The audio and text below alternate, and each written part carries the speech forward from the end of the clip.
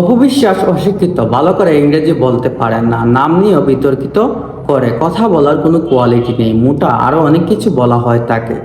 সর্বপ্রথম উনি একজন মা, একজন মেয়ে।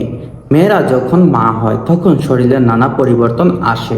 সেখানে অপবিশ্বাস সিজার করা হয়েছে, আর একজন সিজার নারী বলতে পারবে তাদের জীবনে কতটা পরিবর্তন আসে।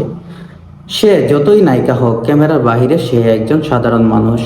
অনেকেই মূর্খের মতো বলবেন, মা উনি একা হয়েছেন হয়তো। না, মা একা হননি। আমি নাম নিয়ে বলছি, এগুলা বলে বেশি বুবলির ভক্তরা। কারণ বীর হওয়ার পর বুবলির ফিটনেস আছে, কারণ বুবলির নর্মাল ডেলিভারি হয়েছে। এক একজনের হরমোন এক এক ধরনের। ভাবুন তো, 2014 থেকে 2015 সালের দিকে অপবিশ্বাসের ফিটনেস কতটা সুন্দর ছিল।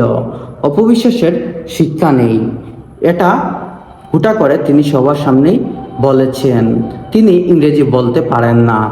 লেখাপড়া করাটা জরুরি, কিন্তু ইংরেজি বলাটা জরুরি না। কারণ আমরা বাংলাদেশে বাস করি, বাংলাদেশে আমরা কথা বলার জন্য